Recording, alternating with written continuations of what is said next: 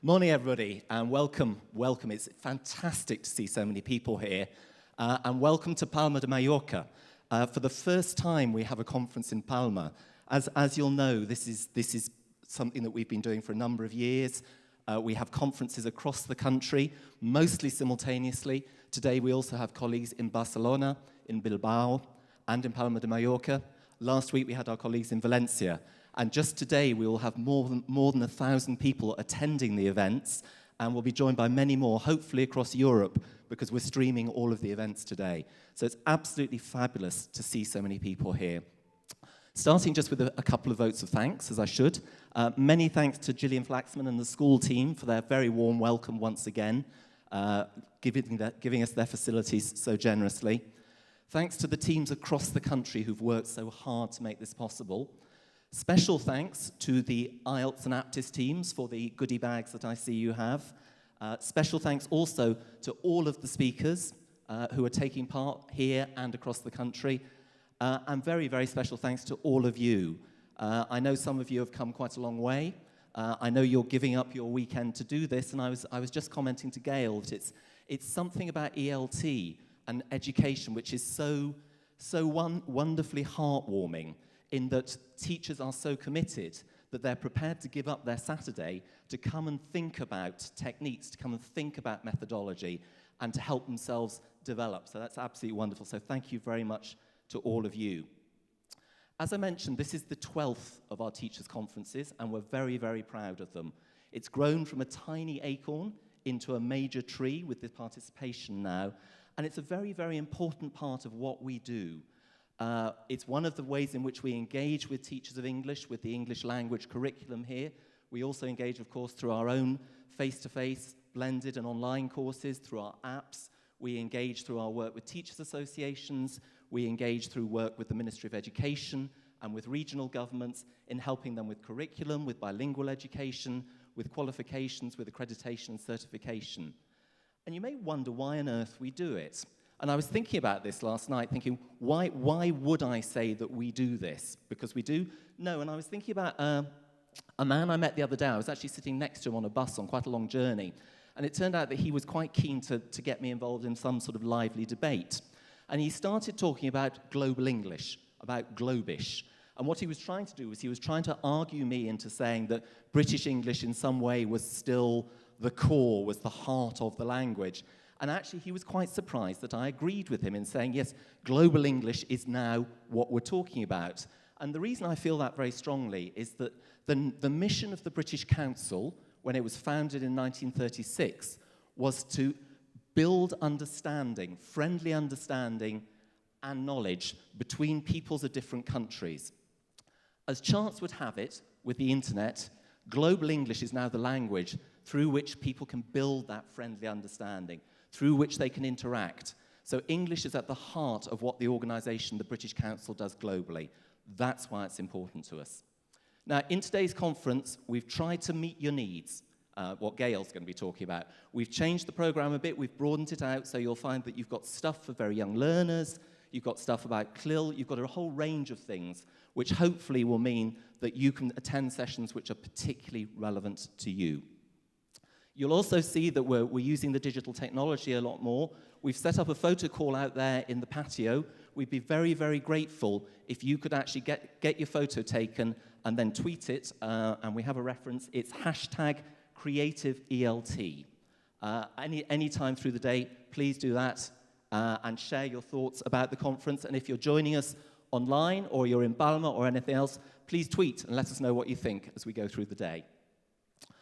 Lastly, really just to say, enjoy the day, make the best of it, please join in digitally, please do tweet, please let us know what you think, and thank you very much for coming, and have a good day.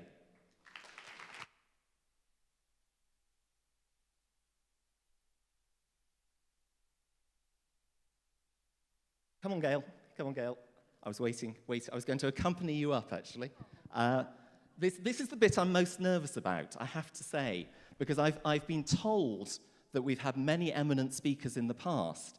And when I heard it was Gail, I did a double take, actually, because when I am an English teacher by background, And when I was kind of in my, should we say, in my prime as an English teacher, it was the time when the communicative approach was the new thing. And you were told constantly, you couldn't let students write things down. They've got to listen to it and they've got to say it before they can write it down. And it was actually quite rigid. And then suddenly, along came GAIL saying, well, actually, what about the learner?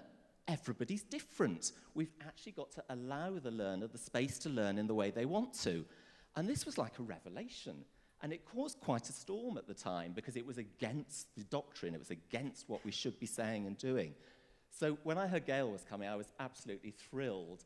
She needs no introduction in many ways. She is a part of the British Council family. She's worked across the world for quite a long time now. She's very well known as a trainer, as an author, and indeed her book, Learning to Learn, is one of those core works now, I think, which people refer to all the time. So this is what you're really here to see. So I'll shut up and hand over to GAIL. Thank you very much, GAIL. Thank you very much.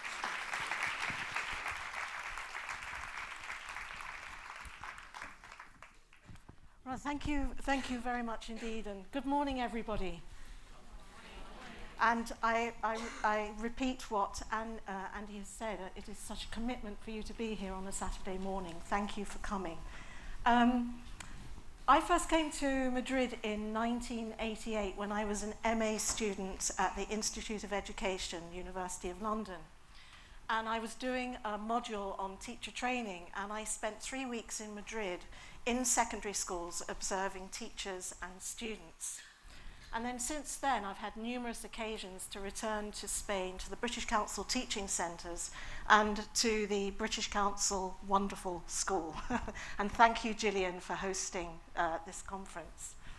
So it really is a wonderful honour, a great honour for me to be giving this opening plenary for the British Council's 12th annual conference. And I'd like to say hello to everybody who is watching online, and Palma de Mallorca, hello, can we all say hello to them? Thank you also for joining us this morning. Now, I'm going to be talking about learning to learn. I've been talking about learning to learn for years and years and years, but I first started talking about learning to learn in the 1980s when I was working at Ealing College of Higher Education in West London, now the University of West London. And at that time, Barbara Sinclair and myself were given responsibility for running courses for the Council of Europe for European youth leaders and young workers. And at that time, learner autonomy was a key objective of the Council of Europe. And we were asked to integrate learning to learn into the courses for these young adults who were attending a 3-week intensive summer course, so that it would equip them with the skills and the strategies to carry on learning after the course. So that ignited my interest and passion for learning to learn. Since then, my career has moved more into the areas of secondary and primary and early years education, and I have been looking at how we can encourage even younger students to learn how to learn. So I hope my talk has something for everybody. Now, keywords. There are 3 keywords and their derivatives that you are going to hear many times during this talk. Explicit, systematic, and reflection. So for those of you who might not be able to see the screen, I have them here. And systematic, okay? Systematic, explicit, and reflection. Now, you're going to hear them many times. So I hope that by the end of this talk, you will understand the significance and the importance of these 3 keywords in the context of learning to learn.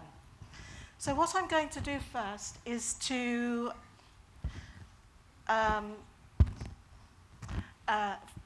tell you what I'm going to do, the aims of this session. I'm going to talk a little bit about the theoretical background to learning to learn.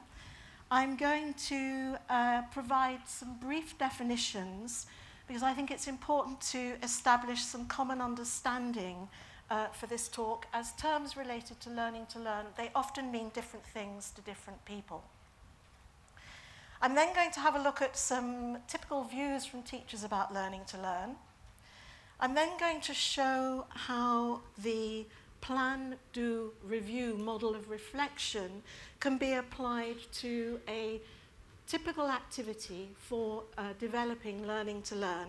And then I'm going to finish by presenting some observations. So, first of all, the theory. These are two photographs. The black and white photograph is a class of 9-year-olds in a state primary school in Paris, where I used to teach. And if you look at the photographs, you can see that the children in the top photograph, they are working independently. You can't see the teacher.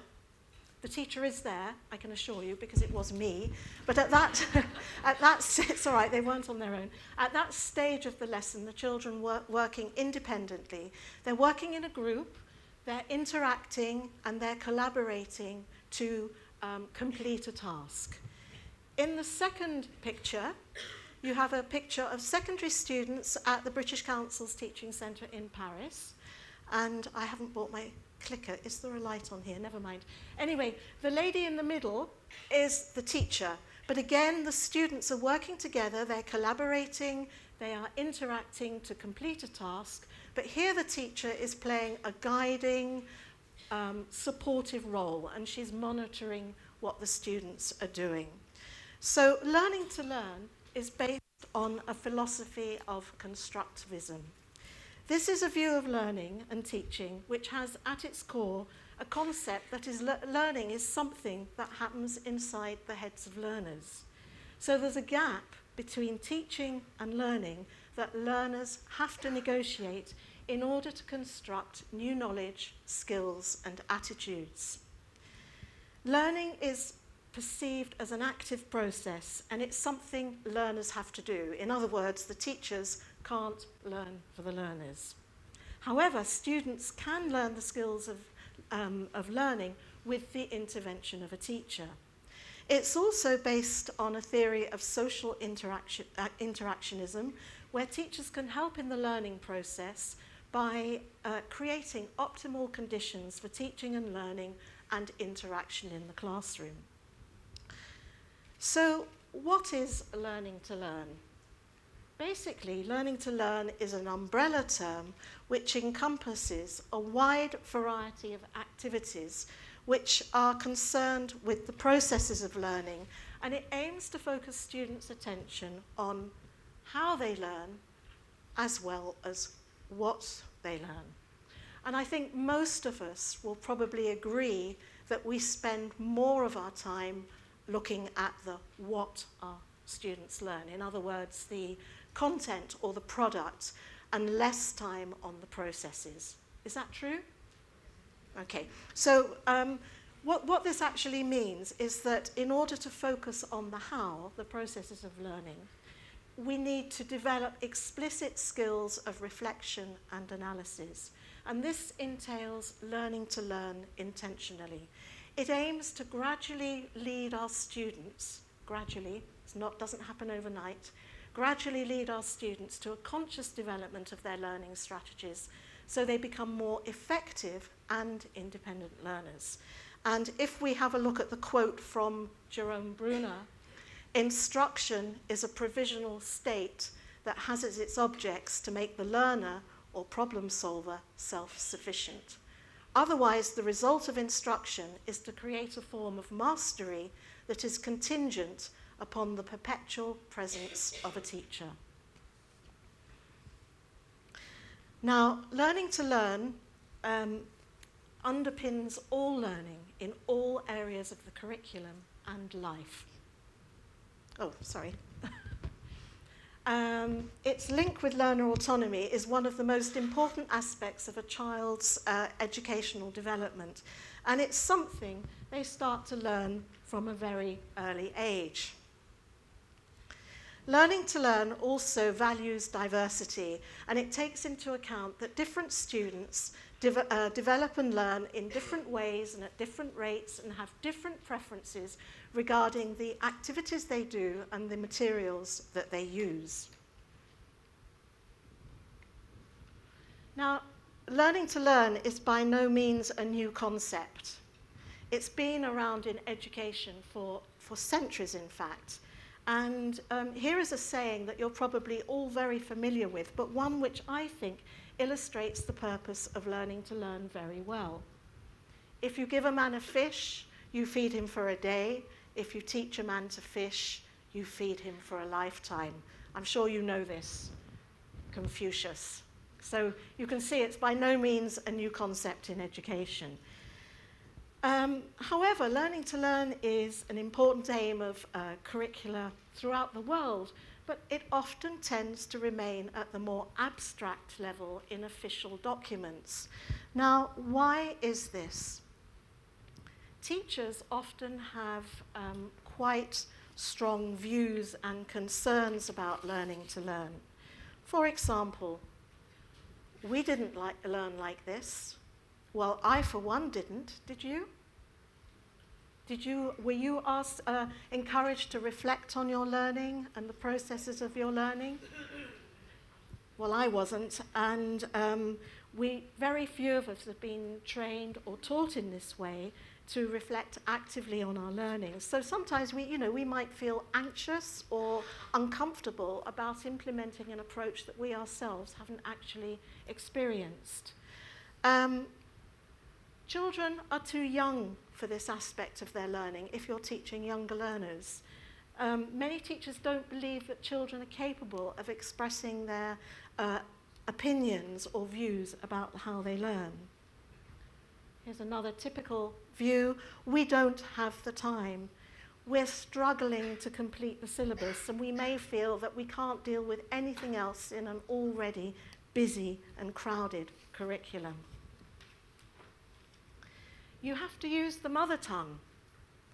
Well, yes, probably with younger learners for this reflective part of the learning process, or with students who are in the very early stages of their language learning who don't yet have enough language or enough English to talk about their learning, you may need to use the shared classroom language or mother tongue just for part of the lesson. But some teachers may feel that this is time lost for English learning, and in some classes, the use of the mother tongue may actually be banned. It takes a long time. Yes, I will repeat, it is a long, gradual process. It's not something that happens overnight. But it's linked very closely to everyday classroom procedures, to classroom management, to time management and lesson planning. We need to integrate learning to learn into our lessons in a systematic and explicit way. And then finally, our materials don't show us how to do it.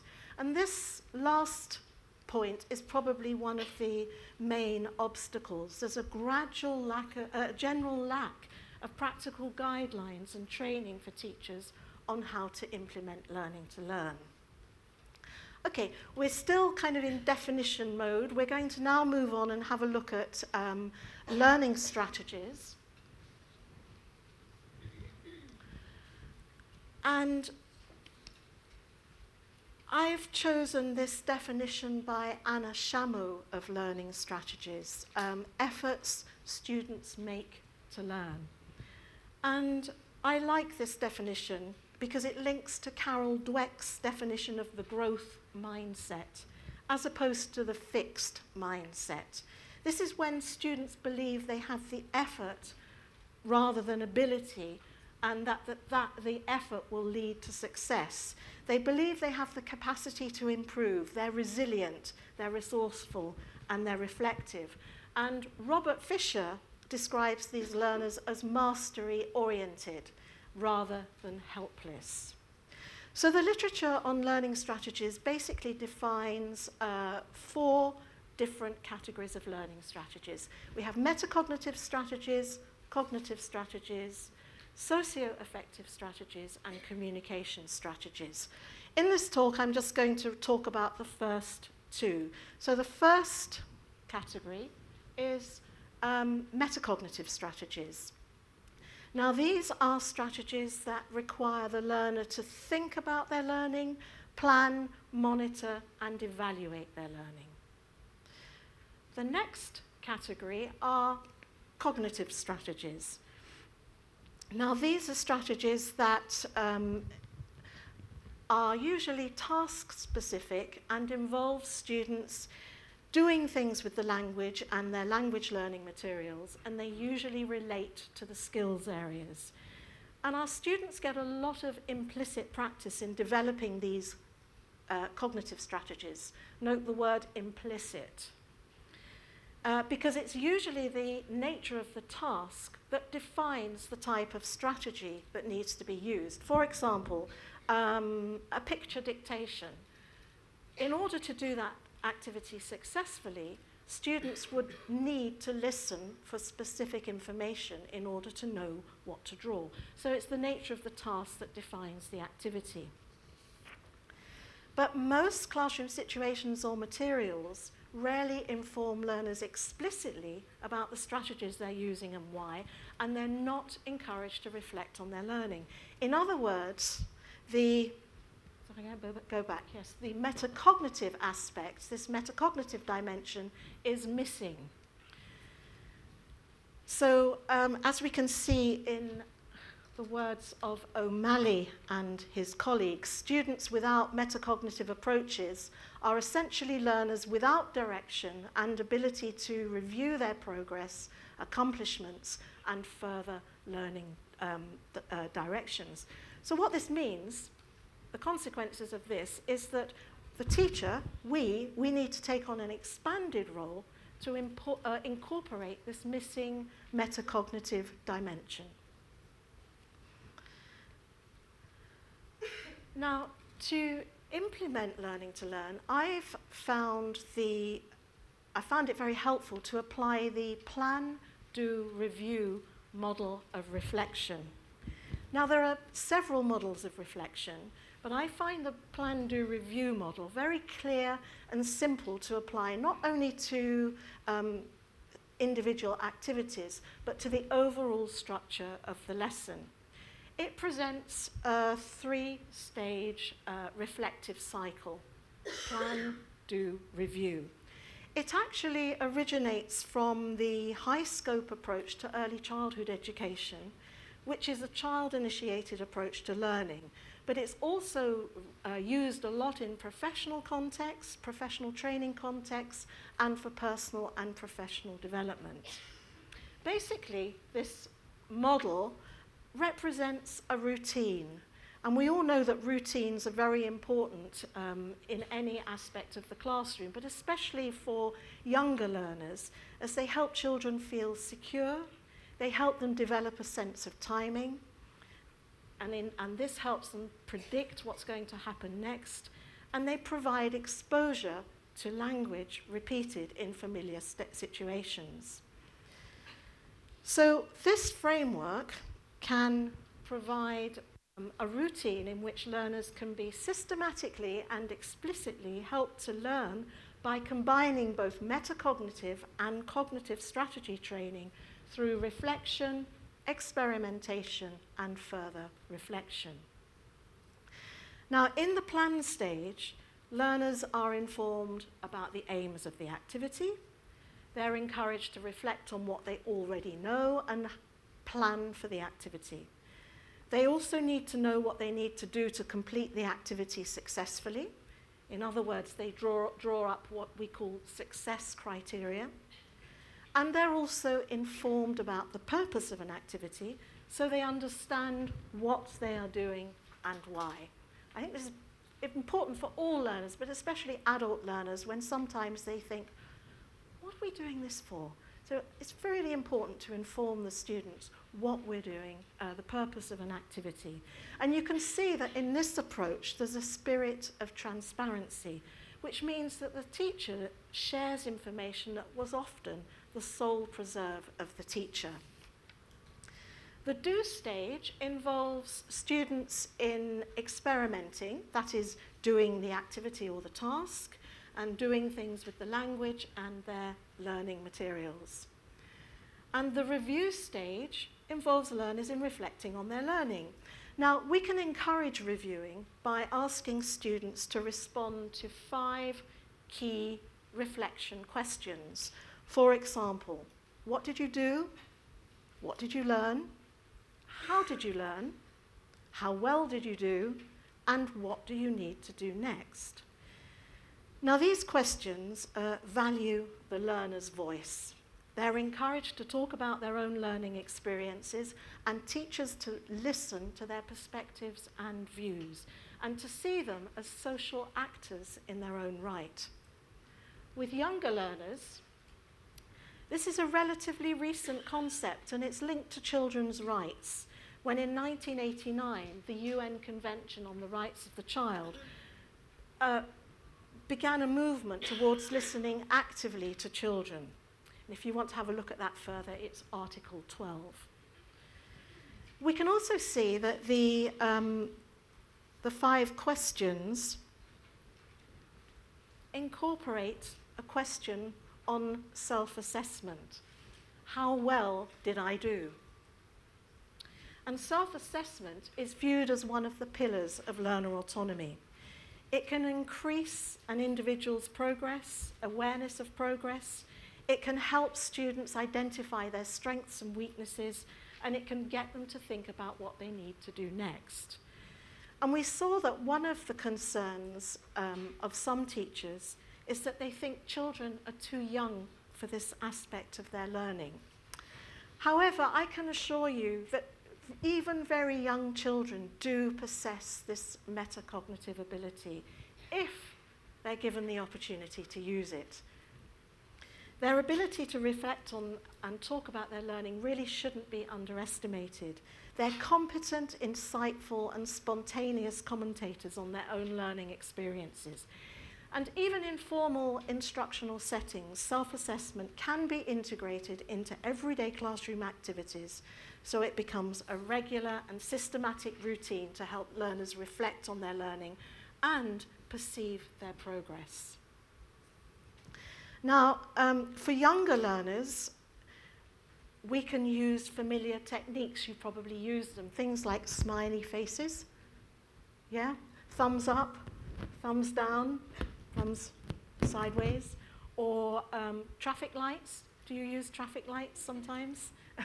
But we can also use additional techniques so that we can actually link self-assessment to the language or topic of an activity to add variety and to maintain interest and motivation and make them visually appealing. Because sometimes if we always just use the smiley face technique or the thumbs up technique, it becomes a little bit mechanical. So, for example, here's an activity actually using the smiley face, but it's linked to an activity on Halloween. So we've got the pumpkins with the expressions cut out. And the second activity is an activity around the concept of friendship and making a friendship tree. So the self-assessment activity is linked to the friendship tree. Right, coming back then to the plan, do, review model of reflection, it's possible to add a further stage after the do stage called do more. And here, this allows opportunities for students to extend and consolidate their learning that's taken place in the do stage, and it gives them an opportunity to work independently and to personalize their work. And then finally, we can also add a share stage, and this stage aims to maximize students' learning and take their learning outside of the classroom. And with younger learners, this can be used to encourage home-school connections, which is often a neglected part of the learning process. Now, if you use this type of model of reflection regularly, teachers and learners gradually begin to integrate and embed these questions into their own teaching and learning, so that it becomes part of their own regular routines. Right, what I'd like to do now is to show how we can apply this plan, do, review model of reflection to a familiar gap fill activity. Do you use gap fill? I think we all do. Okay. So the aims of this activity, it is vocabulary development, yes, and grammatical awareness, but in a learning to learn context, the main aim of this activity is to help students learn how to use linguistic and contextual clues to make informed guesses about the missing words. This is the learning to learn focus. Now, a gap fill can be used with learners of various ages and at various levels of their learning, depending on the choice of the text type and the complexity of the task. I've chosen a pop song for my text type. It's a song that actually dates back to 1983, but we still hear it very, very often today. So in the plan stage then of the plan, do, review model, we inform students of our aims. The next stage of the activity would be to discuss the success criteria together. And as I said, the success criteria are the criteria, the things that students have to do in order to achieve success or to do an activity successfully. They can also be used after the activity for students to go back and reflect on their learning and evaluate their learning. So, we know that some of the success criteria then would be to identify the text type, okay? We know it's a song. If it was a newspaper article, we might have a look at the headings, the titles, and the layout to give us clues. We would identify the topic, and we'd look for contextual clues about the content of pop songs. So, pop songs.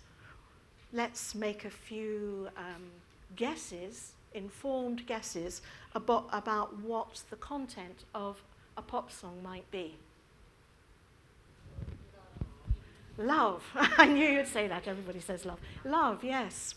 One of the major topics of pop songs. Anything else? Dance. Okay. Yes. Anything else?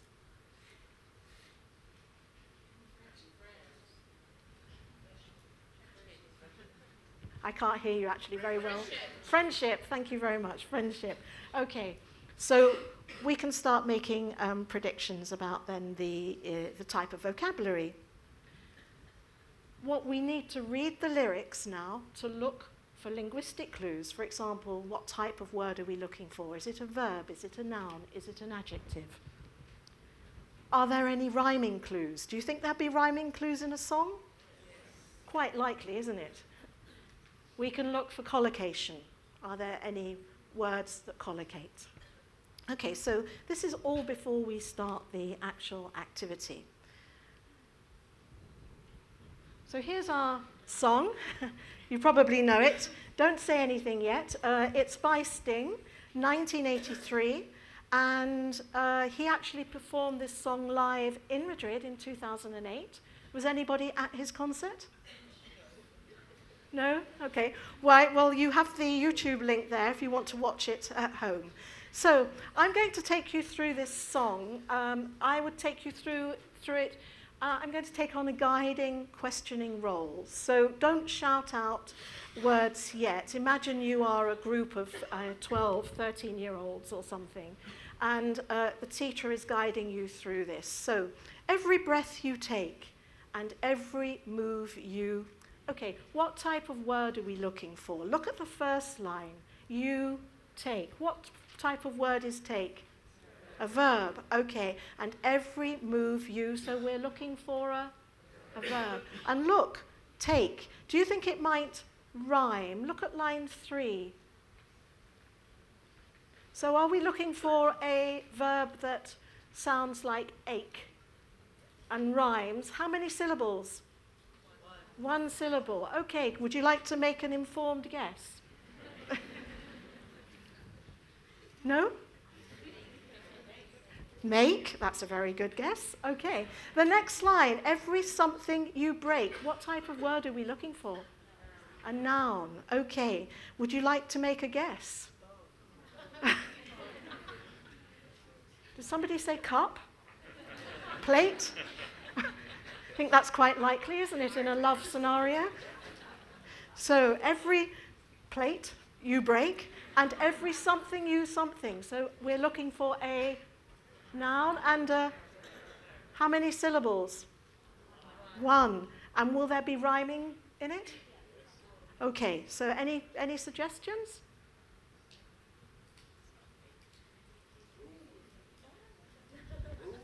Every rule you break.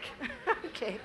I'll be watching you every single day, every word you. What type of word are we looking for? Verb. Will it rhyme? Will it collocate with word? Okay, every word you say and every something you play. What are we looking for? Noun, adjective? And what collocates with play? Game, violin, guitar. Every night you something, I'll be watching you. And so if you notice the role that I took on, I was taking on a questioning role, a guiding role. I was almost doing what we call think aloud and modeling the type of questions that the students could ask themselves. So the next stage of the activity then would be to listen and compare. Now, we're not listening to compare to see whether we were right or wrong. We're listening to compare to see what Sting wrote compared to our suggestions. So if it's grammatically correct, that's fine. So every breath you take, every move you make, every bond you break, every step you take, I'll be watching you, every single day, and every word you say, every game you play, every night you stay, I'll be watching you. And of course it goes on. Okay. Right, so moving on, going back to the success criteria, and we have a nice quote here from Dewey. We do not learn from experience, we learn from reflecting on experience. And this is where that missing metacognitive dimension needs to be brought in by the teacher so that we actually get our students to reflect on their learning. And the students could ask themselves these types of questions related to the success criteria. Did I identify the text type? Did I find any linguistic clues? Did I find any words that rhyme? Did I find any words that collocate? And so on. And the next stage of the review would be self-assessment. And here I've chosen musical notes because it links with the theme of the pop song. So you can decide how well you did in this activity. 3 musical notes, I worked hard. I can use linguistic and contextual clues to make informed guesses and use these with other text types and gap fills. So you see there's also an element of having become aware of the learning strategy and being able to transfer that to another text type and task. And the last one is I must make more effort. I'm still learning to use linguistic and contextual clues to make informed guesses. So reflection then is important because it drives improvement in performance. However, we can't assume that by reflecting alone, performance will improve.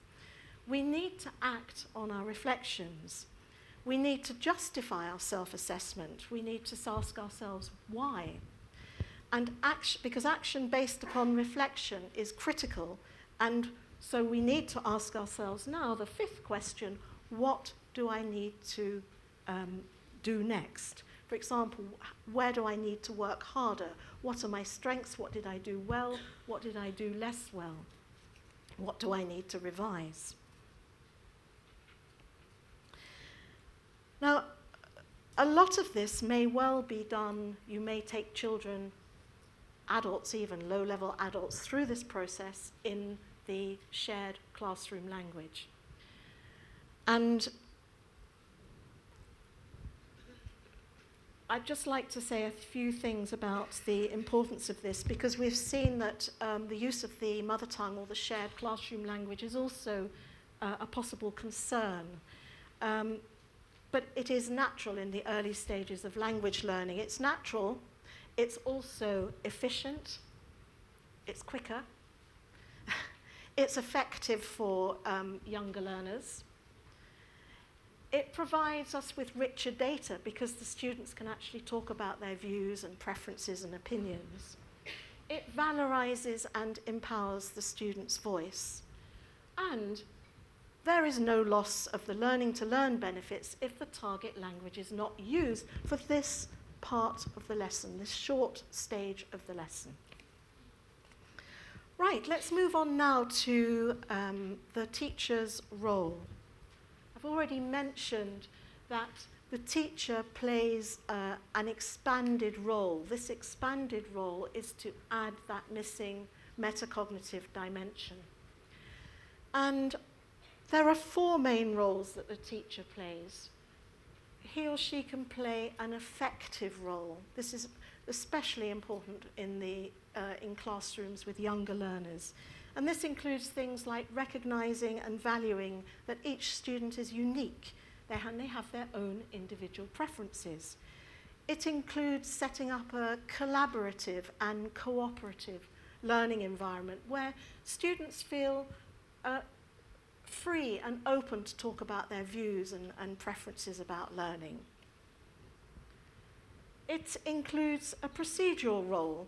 In other words, if it was me, it would be using the plan, do, review model of reflection, because that would help me integrate learning to learn into my lesson plans and ensure that there's sufficient time for learning to learn.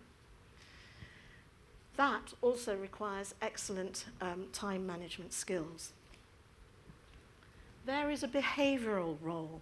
This would be, for example, to explain strategy use, naming the strategy and telling students why and how to use it. And then finally, there is an interactive role. And you saw in the example that we did, the sample activity, I took on a guiding, questioning role. And it also helps to encourage students to reflect on their learning and develop a greater understanding of themselves. So, I'm coming towards the end. I hope I haven't overgone the time. Okay, fine. Benefits then, my observations. It is very difficult to empirically say that integrating learning to learn improves linguistic results because there are so many variables and learner factors. So my observations are based on my own classroom experience, but this is what I have observed with students in my own classes and other classes that I've observed where the teacher is integrating learning to learn. The students show an increased motivation. Why? Because the learning becomes more personalized. They develop more positive attitudes towards language learning. They become more reflective through the ability to review and self-assess. They take on a more active, more questioning role in their own learning. It becomes more personal. They develop an awareness of the learning process. They become more collaborative. You think back to the photographs that we saw at the beginning where the students were happily collaborating together to complete tasks. And they become more accountable, independent, and responsible learners. they can actually account for their learning. They can say, this is what I learned in class today, Mum. You know, parents, you're all parents, you say to your child, what did you learn today? And they kind of go, oh, not much. Monosyllabic grunt. But they actually start to account for their learning and talk about their learning to their parents as well, encouraging homeschool involvements.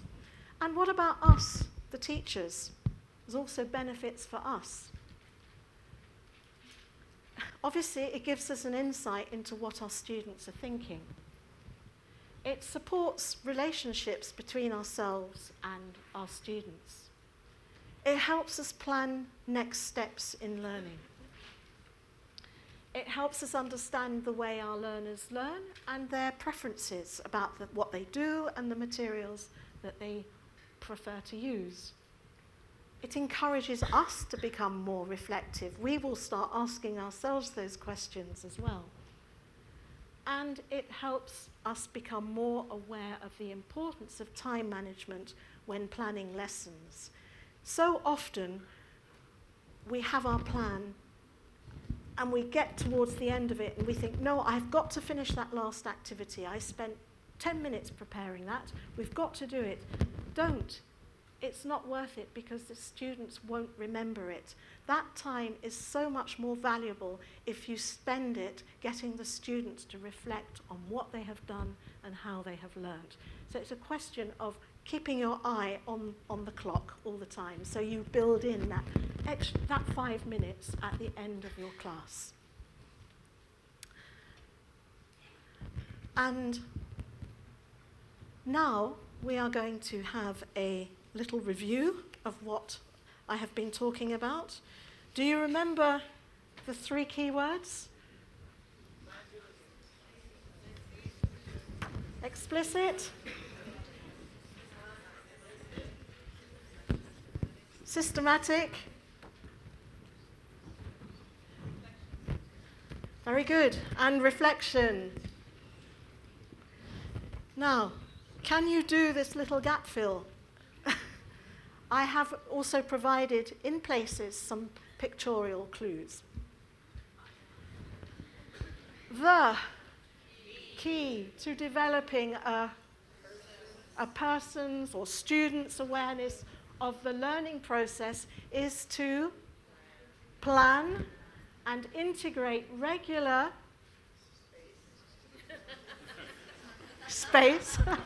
regular adjectives, please. Explicit and systematic opportunities for reflection into lessons. To do this successfully, the teacher requires excellent time management skills. Thank you very much indeed.